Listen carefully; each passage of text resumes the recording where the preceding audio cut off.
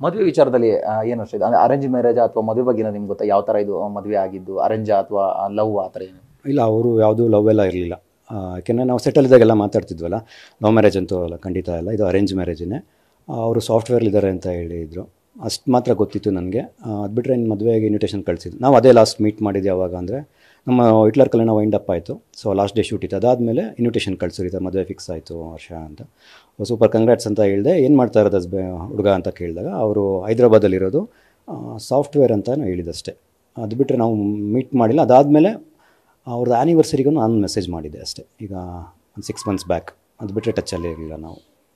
ಬೇರೆ ಕನಸುಗಳನ್ನ ಶೇರ್ ಮಾಡ್ಕೊಂಡಿದ್ದೀರಾ? ಅಂದರೆ ಇಂಡಸ್ಟ್ರಿ ಈಗ ಸೀರಿಯಲ್ಸ್ ಮಾಡ್ತಿರೋ ಚೆನ್ನಾಗಿತ್ತು, ಸಿನಿಮಾಗಳು ಒಂದಿಷ್ಟು ಅವಕಾಶಗಳು ಸಿಕ್ಕಿತ್ತು, ಬಟ್ ಇದನ್ನು ಹೊರತುಪಡಿಸಿ ನಾನು ಇನ್ನೇನೋ ಮಾಡಬೇಕು, ಇನ್ನೇನೋ ಒಂದು ಕ್ಯಾರೆಕ್ಟರ್ ಮಾಡಬೇಕು ಅಥವಾ ಇನ್ನೇನೋ ಸಿನಿಮಾ ಮಾಡಬೇಕು ಅಂತ ಏನಾದರೂ ನಿಮ್ಮ ಹತ್ರ ಶೇರ್ ಮಾಡೋದು? ಅವ್ರಿಗೆ ಏನಂದರೆ ಅತಿ ಆಸೆ ಇಲ್ಲ. ಈಗ ಏನೇ ಮಾಡಿದ್ರು ತೃಪ್ತಿಯಾಗಿ ಇರೋದ್ರಲ್ಲಿ ಆರಾಮಾಗಿರಬೇಕು. ತುಂಬ ಜಾಸ್ತಿನೂ ಬೇಡ, ತುಂಬ ಈಗೇನಿದೆ ಇದ್ರಲ್ಲಿ ಆರಾಮಾಗಿರಬೇಕು. ತುಂಬ ಏನೋ ಮಾಡಬೇಕು, ದೊಡ್ಡ ಹೀರೋಯಿನ್ ಆಗಬೇಕು, ಇಲ್ಲ ಹೆವಿ ದುಡ್ಡು ಮಾಡಬೇಕು, ಆ ಥರ ಎಲ್ಲ ಏನಿಲ್ಲ ಅವ್ರಿಗೆ. ಈಗೇನಿದೆ ಮನೇಲಿ ಅಪ್ಪ ಅಮ್ಮನ ಚೆನ್ನಾಗಿ ನೋಡ್ಕೋಬೇಕು, ಅಕ್ಕ ತಂಗಿರ ಜೊತೆ ಚೆನ್ನಾಗಿರಬೇಕು. ಅವ್ರ ಫ್ಯಾಮಿಲಿನೇ ಫಸ್ಟ್ ಇಂಪಾರ್ಟೆಂಟ್ ಅವ್ರಿಗಿದ್ದು. ಫ್ರೆಂಡ್ಸ್ಗಳಿಗಿಂತ ಜಾಸ್ತಿ ಫ್ಯಾಮಿಲಿ ಚೆನ್ನಾಗಿ ನೋಡಬೇಕು, ಅವ್ರ ಜೊತೆ ಚೆನ್ನಾಗಿರಬೇಕು. ಇಷ್ಟು ಬಿಟ್ಟು ಬೇರೆ ಏನು ನನಗೆ ಗೊತ್ತಿರೋ ಹಾಗೆ ಬೇರೆ ಏನಿರಲಿಲ್ಲ ಅವ್ರಿಗೆ ಆ ಥರ. ಓರ್ವ ಕಲಾವಿದೆ ಜೊತೇಲಿ ಒಂದಿಷ್ಟು ಕೆಲಸ ಮಾಡಿದ್ವಿ, ಒಂದಿಷ್ಟು ಜರ್ನಿ ಮಾಡಿರ್ತೀವಿ, ಒಂದಿಷ್ಟು ವಿಚಾರಗಳನ್ನ ಶೇರ್ ಮಾಡ್ಕೊಂಡಿರ್ತೀವಿ.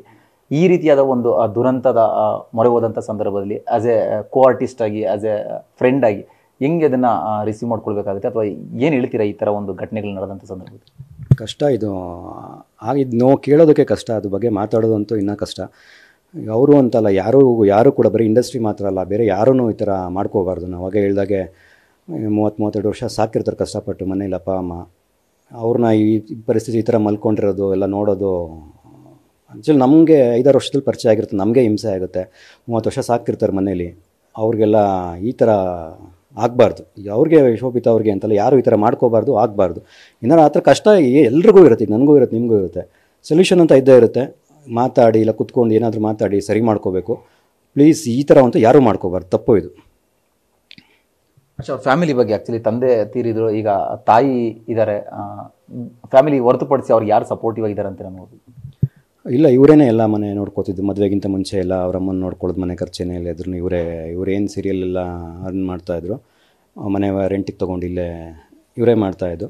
ಬಟ್ ಇವ್ರು ಮದುವೆ ಆದಮೇಲೆ ಅವ್ರ ಅಮ್ಮ ಎಲ್ಲ ಅಕ್ಕನ ಮನೇಲಿದ್ದರು ಅಂತ ಅನಿಸುತ್ತೆ, ಅದು ಗೊತ್ತಿಲ್ಲ ನನಗೆ. ಆಮೇಲೆ ಏನಾಗ್ತಿದೆ, ಮದುವೆ ಆದಮೇಲೆ ನನಗೂ ಟಚ್ಚಲ್ಲಿರಲಿಲ್ಲ. ಸೊ ಆಗ್ತಾಯಿತ್ತು ಆಗ್ತಾಯಿಲ್ಲ ಅದೆಲ್ಲ ಗೊತ್ತಿರಲಿಲ್ಲ. ಒಂದು ಇನ್ಸಿಡೆಂಟ್ ಅಂತ ಹೇಳಿದ್ರೆ, ಬ್ರಹ್ಮಗಂಟು ಸೀರಿಯಲ್ ನಿಮ್ಮ ಜೋಡಿ ತುಂಬ ಸಕ್ಸಸ್ಫುಲ್ ಆದಂಥ ಜೋಡಿ, ಅದಕ್ಕೆ ಒಂದಿಷ್ಟು ಸಪ್ರೇಟ್ ಫ್ಯಾನ್ ಬೇಸ್ ಇರೋವಂಥ ಒಂದು ನಾವು ನೋಡಿದ್ದೀವಿ ಕೂಡ. ಸೊ ಅವ್ರ ಜೊತೆ ಆ್ಯಕ್ಟ್ ಮಾಡಿದಂಥ ಒಂದು ಅನುಭವ, ಅವ್ರ ಜೊತೆಲಿ ಆ ಸೆಟ್ಟಲ್ಲಿ ಆದಂಥ ಕೆಲವೊಂದು ಅನುಭವಗಳೇನಾದರೂ ಶೇರ್ ಮಾಡ್ಕೋಬೋದಾ? ಯಾವ ರೀತಿ ಅವರು ಒಂದು ಮಿಂಗಲ್ ಆಗ್ತಾಯಿದ್ರು, ಅಥವಾ ಯಾವ ರೀತಿ ನಿಮ್ಗೆ ಸಪೋರ್ಟಿವ್ ಆಗಿದ್ರು, ನೀವು ಅವ್ರಿಗೆ ಸಪೋರ್ಟಿವ್ ಆಗಿದ್ರೆ? ನಾವೊಂದು ಸೀನ್ ಪೇಪರ್ ಕೊಟ್ಟಾಗೂ ಅಷ್ಟೇ, ಇಬ್ಬರು ಕುತ್ಕೊಂಡು ಇದು ಈ ಥರ ತೊಗೊಳೋಣ ಫನ್ನಿ ಆಗಿರುತ್ತೆ. ಅವ್ರದ್ದೊಂಥರ ನೆಗೆಟಿವ್ ಕ್ಯಾರೆಕ್ಟರ್ ಇತ್ತು ಇದರಲ್ಲಿ. ಸೊ ಫನ್ನಿಲೇ ನೆಗೆಟಿವ್ ಮಾಡಿಕೊಂಡು ತುಂಬ ನನಗಿಂತ ಆ್ಯಕ್ಚುಲಿ 1-2 years ಸೀನಿಯರ್ ಅವರು. ಸೊ ಅದೇನು ತೋರಿಸ್ತಾನೂ ಇರಲಿಲ್ಲ ಅವರು. ಆರಾಮಾಗಿ ಈ ಥರ ಮಾಡೋಣ, ಆ ಥರ ಡೈರೆಕ್ಟ್ರಿಗೆ ಇಷ್ಟ ಆಗೋ ಥರ ಹಿಂಗೆ ಮಾಡೋಣ ಅಂತ ಮಾತಾಡ್ಕೊಂಡೆಲ್ಲ ಆ್ಯಕ್ಟ್ ಮಾಡ್ತಾಯಿದ್ದು. ಬ್ರಹ್ಮಗಂಟು ಮುಗಿದ ತಕ್ಷಣ ಎಲ್ಲ ಒಂದು 3-4 ದಿನ ಬೇಜಾರಾಗಿತ್ತು. 4-5 ವರ್ಷ ಒಟ್ಟಿಗೆ ವರ್ಕ್ ಮಾಡಿ ಮುಗೀತಲ್ಲ, ಇನ್ಮೇಲೆ ಸಿಗೋಕ್ಕಾಗಲ್ಲ, ಮಾತಾಡೋಕ್ಕಾಗಲ್ಲ ಅಂತ. ಅದಾಗಿ ನನಗೆ 2 monthsಲ್ಲೇ ಹಿಟ್ಲರ್ ಕಲ್ಯಾಣ ಸಿಕ್ತು. ಸೊ ಅದಾದ ತಕ್ಷಣ ನನ್ನ ಪೇರಲ್ಲಿ ಬ್ರಹ್ಮಗಂಟು ಇಟ್ಟಾಗಿತ್ತು ಅಂತ ಹಿಟ್ಲರ್ ಕಲ್ಯಾಣಗೂ ಅವರೇ ಸೆಲೆಕ್ಟ್ ಆಗಿ ಮತ್ತೆ 1 year ವರ್ಕ್ ಮಾಡ್ದು. ಸೊ ತುಂಬ ಖುಷಿಯಾಗಿತ್ತು, ಚೆನ್ನಾಗಿತ್ತು ಇದ್ದಾಗೆಲ್ಲ. ಬಟ್ ಇವಾಗ ಅದೇ ಬರೀ ನೆನಪು ಮಾತ್ರ ಉಳಿದಿರುತ್ತೆ ಅಷ್ಟೇ. Thank you so much.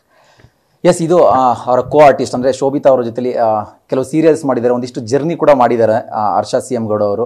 ಅವ್ರಿಗೆ ಕಾನ್ಫಿಡೆಂಟ್ ಇರಲಿ, ಅಂದರೆ ಕಾನ್ಫಿಡೆಂಟ್ ಮೀನ್ಸ್ ಅವರು ಪಾಸಿಟಿವ್ ಆಗಿ ಯೋಚನೆ ಮಾಡ್ತಾಯಿದ್ರು, ಧೈರ್ಯವಾಗಿ ಇದ್ದರು, ತುಂಬ ಕನಸುಗಳನ್ನ ಇಟ್ಕೊಂಡು ಕೆಲಸ ಮಾಡ್ತಾ ಹೋಗ್ತಿದ್ರು. ಬಟ್ ಯಾವ ಸಂದರ್ಭದಲ್ಲಿ ಈ ರೀತಿಯಾದ ಒಂದು ನಿರ್ಧಾರ ತಗೊಂಡಿರೋದು ಕೂಡ ಅವರು ಕೂಡ ನಂಬಕ್ಕಾಗ್ತಾ ಇಲ್ಲ, ಅವರು ಕೂಡ ಶಾಕಿಂಗಲ್ಲೇ ಇರುವಂಥದ್ದು. ಕ್ಯಾಮರಾ ಪರ್ಸನ್ ಚಂದ್ರೇಶ್ ಜೊತೆ Bharath Krishnappa, news first, Bengaluru. News first ನಿರ್ಭೀತಿಯಿಂದ ನಿಮ್ಮ ಪರವಾಗಿ.